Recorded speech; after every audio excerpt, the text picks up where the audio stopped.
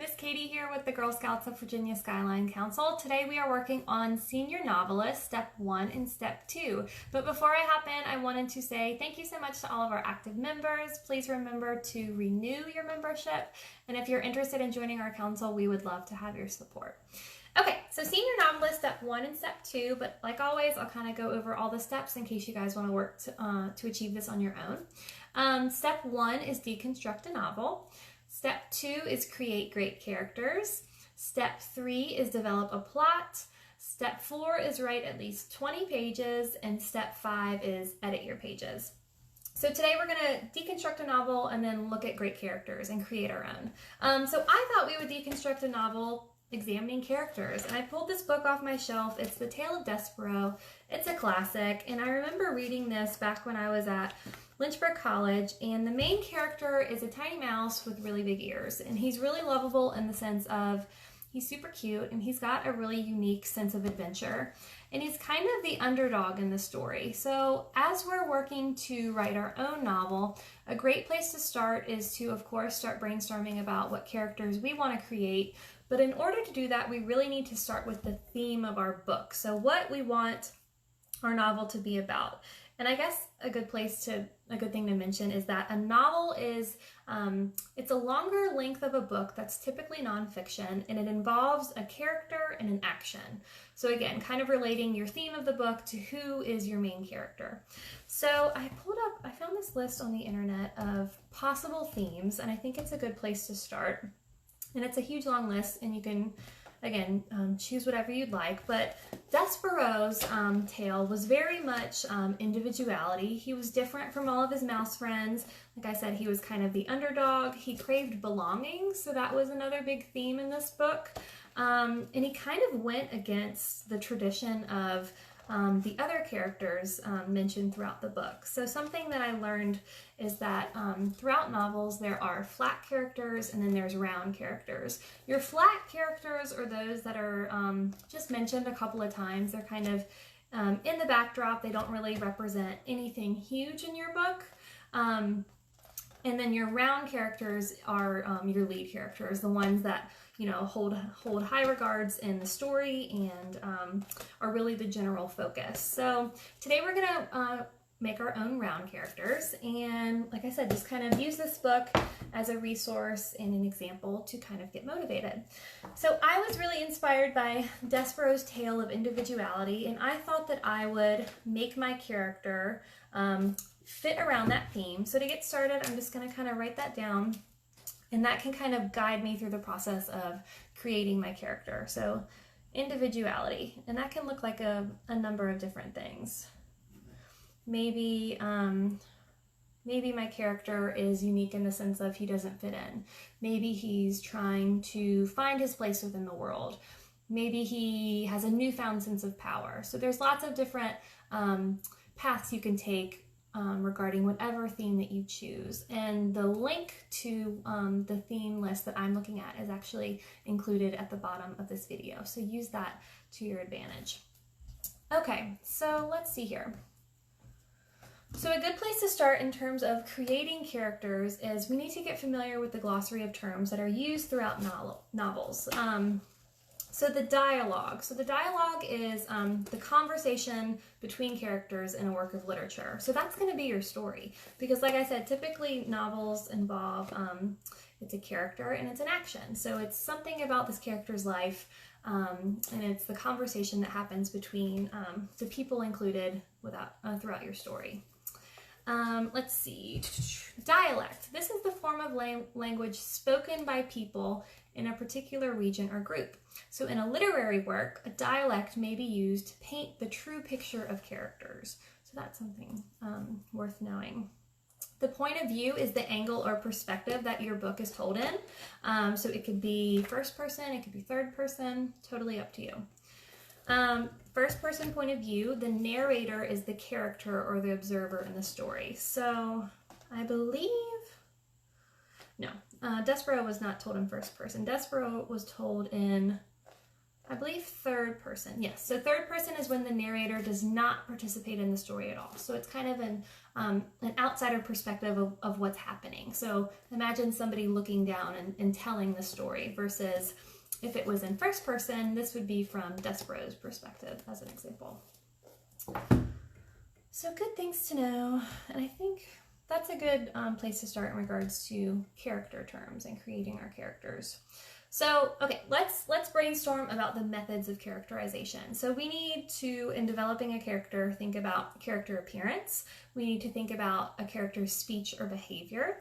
We need to think about the character's thoughts or feelings, and reactions to other characters in the story. So we really need to break down who our character is going to be. Do we want him to be a good guy? Do we want him to be a bad guy? Do we want him, really break down and deconstruct our character to determine who he or she is, because you can't write a novel without having a firm idea of who is in your novel. So let's just start thinking about that. Okie dokie. So let's see. So like I said, I was pretty inspired by Despereaux's tale. And I think I'm going to go down a similar path. I like the idea of a story or a character being about an animal. I think that's a fun perspective. I think it's a little different. And this story was really relatable. And it was just really kind of heartwarming. And I always cheer for the underdog. So I really loved reading about Despereaux's tale. So I am going to, like I said, I became inspired by that. So I think my character, I was thinking about this, is going to be a cow. And we'll kind of build this character together. But all I know in this moment is that it's going to be a cow. So let's get started. Okay, so again, I know my theme is individuality. So that's how I'm starting this process. Okay.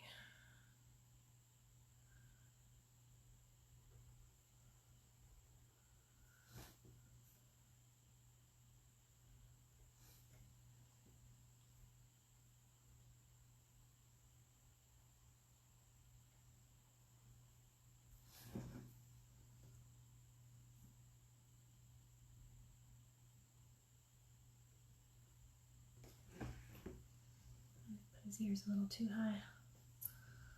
That's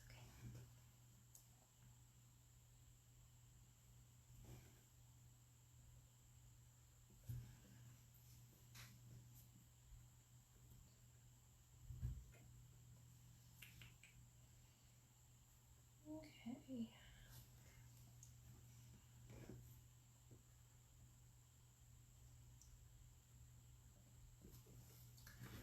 Some spots.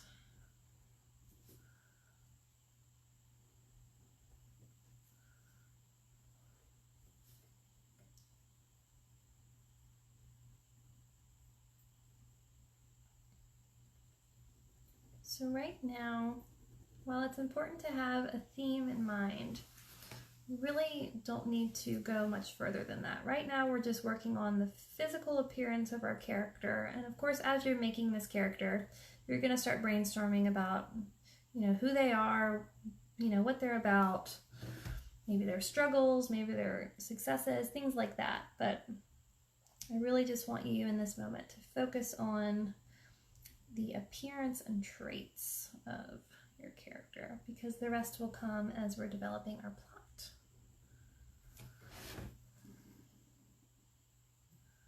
So think about a name. I think a background is significant as we're developing our characters, maybe their story. But again, the plot of the story itself will come later.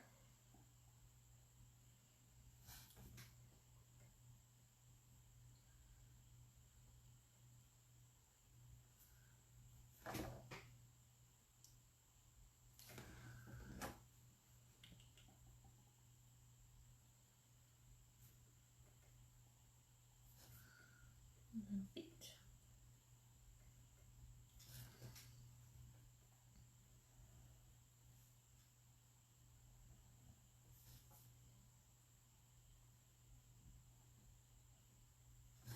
little tail.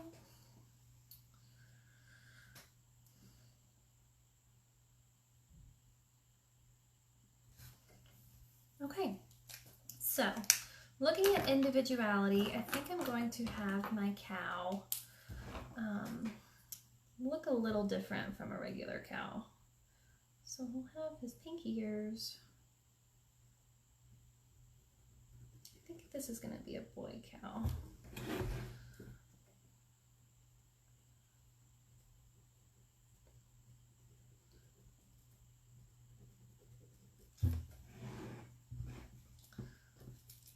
Maybe he wears a bow tie. Maybe he likes to be fancy.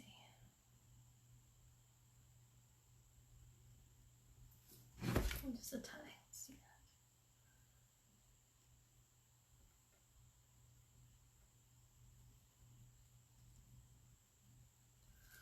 that. Okay, looking great.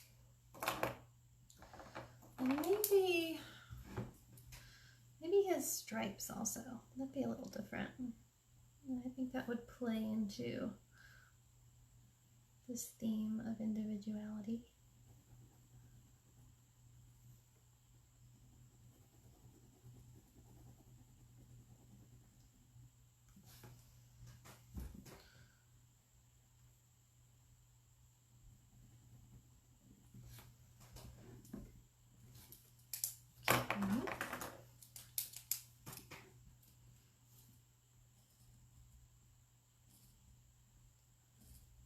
So like Despereaux, my character is a little different.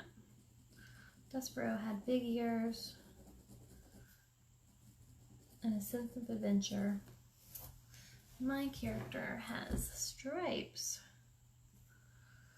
and that's all I really know right now. Okay, so I think I'm going to name my character Ty.